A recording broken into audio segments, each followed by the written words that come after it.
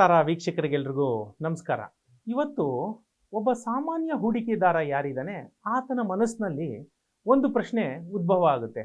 ಎಲ್ಲಿ ಹೂಡಿಕೆ ಮಾಡಲಿ, ಯಾಕೆ ಹೂಡಿಕೆ ಮಾಡಲಿ ಅಂತ. ಯಾಕೆ ಈ ಪ್ರಶ್ನೆ ಅವನ ಮನಸ್ಸಿನಲ್ಲಿ ಬರುತ್ತೆ ಅಂತಂದರೆ, ಹೇಳಿ ಕೇಳಿ ಇವತ್ತು ನಾವು ಗಿಗ್ ಎಕಾನಮಿಲಿದ್ದೀವಿ.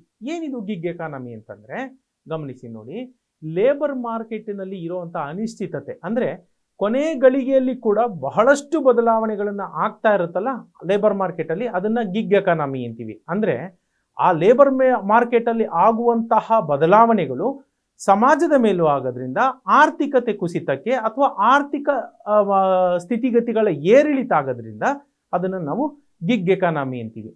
ಆ ಗಿಗ್ ಎಕಾನಮಿಲಿ ಕೂಡ ಇವತ್ತು ನಾವು ಫುಡ್ ಅನ್ನೋದು FUD ಅನ್ನೋ ಒಂದು ಕಾಲಘಟ್ಟದಲ್ಲಿದ್ದೀವಿ. ಏನಿದು FUD ಅಂತ ಹೇಳಿದ್ರೆ, ಎಫ್ ಅಂತಂದರೆ ಫಿಯರ್, ಭಯ. ನಮ್ಮ ಮನದಲ್ಲಿ ಇವತ್ತು ನಾಳೆ ಏನಾಗುತ್ತೋ ಅನ್ನೋ ಒಂದು ಭಯ ಬಹಳವಾಗಿ ಬೇರೂರಿದೆ. ಯು ಅಂದರೆ ಏನು? ಅನ್ಸರ್ಟನಿಟಿ ಅಂದ್ರೆ ಏನು? ಅನಿಶ್ಚಿತತೆ. ಮೊದಲೇ ಹೇಳಿದ್ನಲ್ಲ, ನಾಳೆ ಏನು ಅನ್ನೋದ್ರ ಬಗ್ಗೆನೇ ನಮಗೆ ಇವತ್ತು ನಿಶ್ಚಿತತೆ ಇಲ್ಲ. ಮಾರ್ಕೆಟ್ ಕುಸಿಬಹುದು, ಇನ್ನಿಲ್ಲದೆ ಕುಸಿಬಹುದು, ತಳ ಯಾವುದು ಅನ್ನೋದೇ ನಮಗೆ ಗೊತ್ತಿಲ್ಲ ಇವತ್ತು. ಹಾಗಾಗಿ ಅನ್ಸರ್ಟನಿಟಿ ನಮ್ಮಲ್ಲಿ ಮನೆ ಮಾಡಿದೆ. ಮೂರನೇದು ಡ್ರೆಡ್. ಡಿ ಅಂದ್ರೆ ಏನು? ಡ್ರೆಡ್ ಅಂತ ಹೇಳ್ತೀವಿ. ಏನಿದು ಡ್ರೆಡ್ ಅಂದರೆ? ಊಹೆ, ಅಂದರೆ ಆಂಟಿಸಿಪೇಷನ್ ಆಫ್ ಫೇಲ್ಯೂರ್ ಅಥವಾ ಫಿಯರ್ ಆಫ್ ಫೇಲ್ಯೂರ್ ಏನಿದೆ ಅದನ್ನು ನಾವು ಡ್ರೆಡ್ ಅಂತ ಕರಿತೀವಿ. ಸೊ FUD ಅಂತಂದರೆ ಭಯ, ಅನಿಶ್ಚಿತತೆ, ಡ್ರೆಡ್. ಇವು ಮೂರು ಸೇರಿಕೊಂಡು ಇವತ್ತು ಮಾರುಕಟ್ಟೆ ಬಹಳಷ್ಟು ಕುಸಿತ ಕಂಡಿದೆ. ಸೊ ಇಂಥ ಪರಿಸ್ಥಿತಿಯಲ್ಲಿ ಹೂಡಿಕೆದಾರ ಏನು ಮಾಡಬೇಕು ಅನ್ನೋಂಥ ಒಂದು ಪ್ರಶ್ನೆ ಎಲ್ಲರ ಮುಂದೆ ಬಂದು ನಿಂತ್ಕೊಳ್ಳುತ್ತೆ. ಈಗ ನೋಡಿ, ಒಬ್ಬ ಸಾಮಾನ್ಯ ಹೂಡಿಕೆದಾರನ ಮುಂದೆ ಎರಡು ಆಯ್ಕೆಗಳಿರುತ್ತೆ. ಪ್ರಥಮ ಆಯ್ಕೆ ಏನಂತಂದರೆ, ತಾನು ಎಲ್ಲಿ ಹೂಡಿಕೆ ಮಾಡಿದ್ದಾನೆ ಆ ಹೂಡಿಕೆನ ಹಾಗೇ ಉಳಿಸ್ಕೊಂಡು ಮುಂದುವರ್ಕೊಂಡು ಹೋಗೋದು. ಎರಡನೇ ಆಯ್ಕೆ, ಅದನ್ನು ಹೂಡಿಕೆ ಏನಿದೆ ಅದನ್ನು ಹೊರತೆಗೆಯೋದು, ಅಂದರೆ ಮಾರ್ಬಿಟ್ಟು ಹೊರಗಡೆ ಬರೋದು. ಈಗ ಪ್ರಥಮ ಆಯ್ಕೆ ನಿಮ್ದು ಏನಂತಂದರೆ, ಅದನ್ನು ಅಲ್ಲೇ ಉಳಿಸ್ಕೊಳ್ಳೋದು. ಅಂದರೆ ನೀವು ಯಾವ ಸಂಸ್ಥೆಯಲ್ಲಿ ಹೂಡಿಕೆ ಮಾಡಿದ್ದೀರಾ ಆ ಸಂಸ್ಥೆಯ ಸ್ಥಿತಿಗತಿ ಏನು, ಆರ್ಥಿಕ ಸ್ಥಿತಿಗತಿ ಏನು ಅನ್ನೋದನ್ನು ನೀವು ಸ್ವಲ್ಪ ಕೂಲಂಕುಷವಾಗಿ ಪರಿಶೀಲನೆ ಮಾಡಬೇಕಾಗುತ್ತೆ. ಅದು ಪರಿಸ್ಥಿತಿ ಪರವಾಗಿಲ್ಲ, ಬಾಹ್ಯ ಅಂದರೆ ಮಾರುಕಟ್ಟೆಯಲ್ಲಿರೋ ಅನಿಶ್ಚಿತತೆ ಏನಿದೆ ಆ ಅನಿಶ್ಚಿತತೆಗಿಂತ ಇಲ್ಲಿ ಪರವಾಗಿಲ್ಲ ಅನಿಸಿದ್ರೆ ನೀವು ಅಲ್ಲಿ ಹೂಡಿಕೆನ ಮುಂದುವರ್ಸ್ಕೊಂಡು ಹೋಗ್ಬೋದು. ಎರಡನೇ ಆಯ್ಕೆ, ನೀವು ಅದನ್ನು ಮಾರ್ತೀರಿ ಅನ್ನೋದಾಯಿತು ಅಂತಂದರೆ ಇವತ್ತು ನಷ್ಟನ ಬರೆಸ್ಕೊಳ್ಳೋದಕ್ಕೆ ನೀವು ಸಿದ್ಧರಿರಬೇಕು. ಯಾಕಂತಂದರೆ ಮಾರುಕಟ್ಟೆ ಕುಸಿತದ ಹಂತದಲ್ಲಿದೆ. ಇಲ್ಲಿ ನೀವು ಇನ್ನೊಂದು ಪ್ರಮುಖವಾಗಿ ಗಮನಿಸಬೇಕಾದ ಅಂಶ ಏನಂತಂದರೆ, ಈ ಮಾರಾಟ ನೀವು ಮಾಡದೇ ಇದ್ದರೆ ಅದು ನೋಷನಲ್ ಲಾಸ್, ಅಂದರೆ ಕಂಪ್ಯೂಟರ್ ಪರದೆ ಮೇಲೆ ನಿಮಗೆ ಲಾಸ್ ಅಂತ ಅದು ತೋರಿಸ್ತಾ ಇರುತ್ತೆ ಅಷ್ಟೇ. ಲಾಭನೂ ಅಷ್ಟೇ, ಕಂಪ್ಯೂಟರ್ ಪರದೆ ಮೇಲೆ ನೀವು ಮಾಡಿರೋ ಹೂಡಿಕೆ ಇಷ್ಟು ಹಣ ಮಾಡಿದೆ ಅಂತ ಲಾಭ ತೋರಿಸ್ತಾ ಇರುತ್ತೆ. ಅದನ್ನು ನಾವು ನೋಷನಲ್ ಪ್ರಾಫಿಟ್ ಅಂತ ಹೇಳ್ತೀವಿ. ಹಾಗಾಗಿ ನಿಮಗೆ ಅದು ನಿಜವಾದ ಲಾಸ್ ಯಾವಾಗ ಆಗುತ್ತೆ ಅಂದರೆ, ಬೇಡ ಅಂತ ನೀವು ಈ ಫಡ್ ಅಂತ ಏನು ಹೇಳಿದ್ವಿ, ಫಿಯರು, ಆಮೇಲೆ ಅನ್ಸರ್ಟನಿಟಿ, ಡ್ರೆಡ್, ಇವುಗಳ ಒಂದು ಭಯದ ಒತ್ತಡದಲ್ಲಿ ನೀವೇನು ಮಾಡ್ತೀರಾ, ಮಾರ್ಬಿಟ್ರೆ ಅದು ನಿಜವಾದ ನಷ್ಟ, ಅದು ನೋಷನಲ್ ಲಾಸ್ ಅಲ್ಲ. ಹಾಗಾಗಿ ನಿಮ್ಮ ಮುಂದೆ ಇರೋ ಎರಡು ಆಯ್ಕೆಯಲ್ಲಿ ಯಾವ ಆಯ್ಕೆ ನೀವು ಮಾಡ್ಕೋಬೇಕು ಅನ್ನೋದನ್ನ ನೀವು ಯೋಚನೆ ಮಾಡಿ ನೀವು ಆ ನಿರ್ಧಾರನ ಕೈಗೊಳ್ಳಬೇಕಾಗುತ್ತೆ. ಇದಕ್ಕೆ ಪೂರಕವಾಗಿ ನಾನು ನಿಮ್ಗೊಂದು ಉದಾಹರಣೆ ಕೊಡ್ತೀನಿ. ಈಗ ನನಗೆ ಬಹಳಷ್ಟು ಜನ ಕೇಳ್ತಾರೆ, LIC IPOದಲ್ಲಿ ನಾವು ಇನ್ವೆಸ್ಟ್ ಮಾಡಿಬಿಟ್ಟಿದ್ವಿ, ಈಗ 20-21% ಕುಸಿತ ಕಂಡಿದೆ, ನಾವು ಏನು ಮಾಡೋಣ ಈಗ ಅನ್ನೋ ಒಂದು ಪ್ರಶ್ನೆ ನನ್ನನ್ನು ಬಹಳ ಜನ ಕೇಳ್ತಾರೆ. ಇದು ಸಾರ್ವತ್ರಿಕ ಒಂದು ಪ್ರಶ್ನೆ ಆಗಿರೋದ್ರಿಂದ ಅದನ್ನು ಈ ವಿಡಿಯೋ ಮೂಲಕ ನಾನು ನಿಮಗೆ ತಿಳಿಸ್ತಾ ಇದ್ದೀನಿ. ನೀವು ಗಮನಿಸಿ ನೋಡಿ, LIC IPO ಏನಿದೆ ಅದು ಬಿಟ್ಟ ಸಮಯ ಇದೆಯಲ್ಲ, ಆ ಸಮಯನೇ ಅಸ್ಥಿರತೆಯಿಂದ ಕೂಡಿತ್ತು. ಇದರ ಹಿಂದೆ ನೀವು ನೋಡ್ಕೊಂಡು ಬಂದರೆ ಪ್ರತಿಯೊಂದು ಮಾರುಕಟ್ಟೆಯಲ್ಲಿ IPOಗಳು ಲೂಟಿ ಹೊಡ್ಕೊಂಡು ಹೋದ್ರು ಅಂತಾರಲ್ಲ, ಆ ಮಟ್ಟಕ್ಕೆ ಹಣನ ಸಂಗ್ರಹ ಮಾಡ್ಕೊಂಡಿದ್ರು.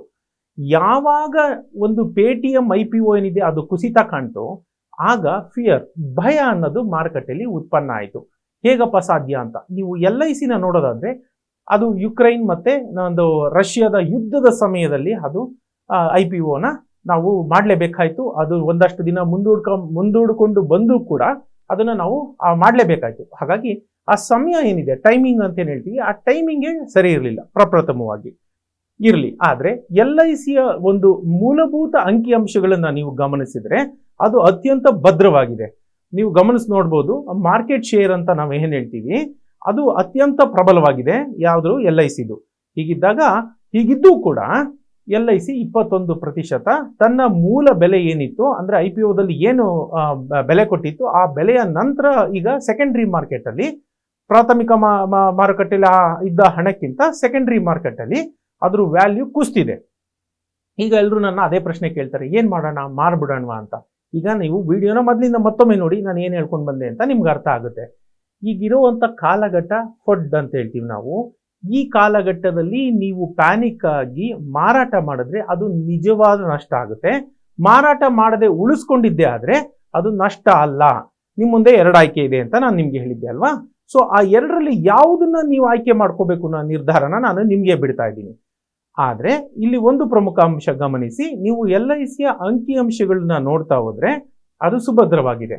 ಹೀಗಾಗಿ ನೀವು ಮಾರಬೇಡಿ, ಉಳಿಸ್ಕೊಳ್ಳಿ ಅಂತ ಹೇಳೋದು ನನ್ನ ಒಂದು ಅಭಿಪ್ರಾಯ ಅಲ್ಲ, ಅಥವಾ ನನ್ನ ಒಂದು ಇಂಟ್ರೆಸ್ಟು ಅಲ್ಲ. ಅದರಲ್ಲಿ ನೀವು ಏನು ಹೇಗೆ ಮಾಡಬೇಕು ಅನ್ನೋದನ್ನ ನಿರ್ಧಾರ ಕೊನೆಗೆ ನಿಮಗೆ ಬಿಟ್ಟಿದ್ದು. ಹೀಗೆ ಇವತ್ತಿನ ಈ ಒಂದು ಪರಿಸ್ಥಿತಿಗೆ ಏನು ಕಾರಣ ಹಾಗಾದ್ರೆ?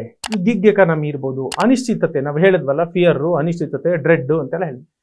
ಈ ಒಂದು ಕಾರಣ ಏನು, ಇದಕ್ಕೆ ಯಾಕಾಗಿದೆ ಅಂತಂದ್ರೆ, ಎಲ್ಲಕ್ಕೂ ಪ್ರಪ್ರಥಮವಾಗಿ ಅಂತಾರಾಷ್ಟ್ರೀಯ ಮಟ್ಟದಲ್ಲಿ ರಾಜಕೀಯ ಅಸ್ಥಿರತೆ ಬಹಳ ಆಗಿದೆ. ಜಿಯೋಪೊಲಿಟಿಕ್ಸ್ ಅಂತ ಏನು ಹೇಳ್ತೀವಿ, ಅದನ್ನ ನೀವು ನೋಡ್ಕೊಂಬಂದ್ರೆ ಅದು ಬಹಳ ಇವತ್ತಿನ ದಿನದಲ್ಲಿ ಅಲ್ಲಿ ಕೂಡ ತುಂಬಾ ಅನಿಶ್ಚಿತತೆ ಕಾಡ್ತಾ ಇದೆ. ಅಮೆರಿಕದಲ್ಲಿ ರಿಸೆಷನ್ ಕೂಡ ಸ್ಟಾರ್ಟ್ ಆಗಿದೆ.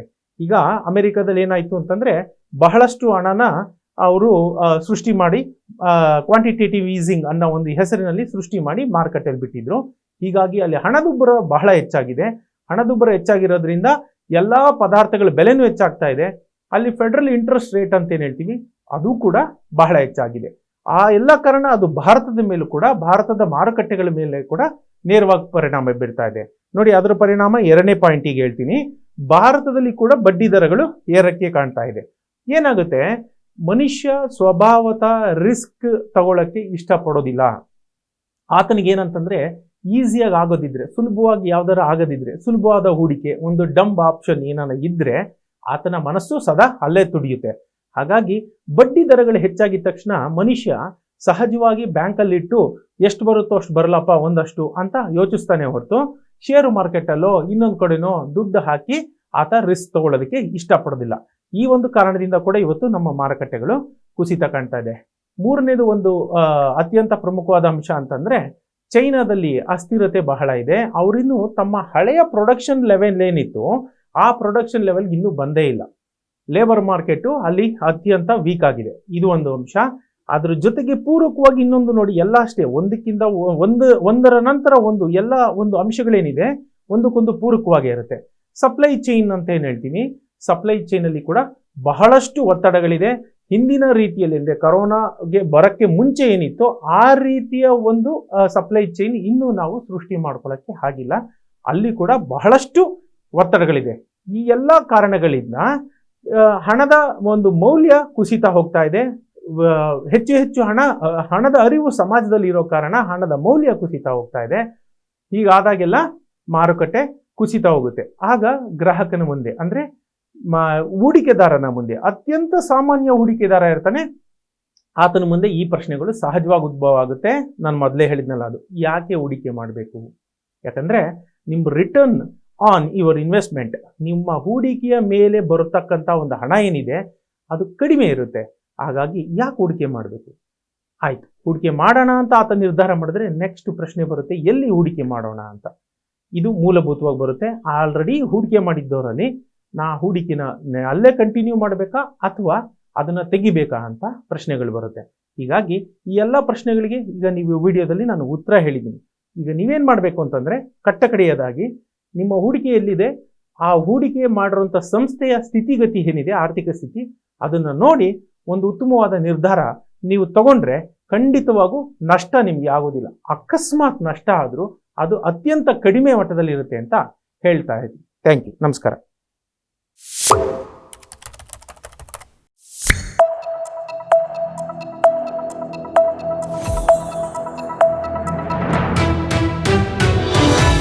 ವಿಸ್ತಾರ ನ್ಯೂಸ್, ನಿಖರ ಜನಪರ.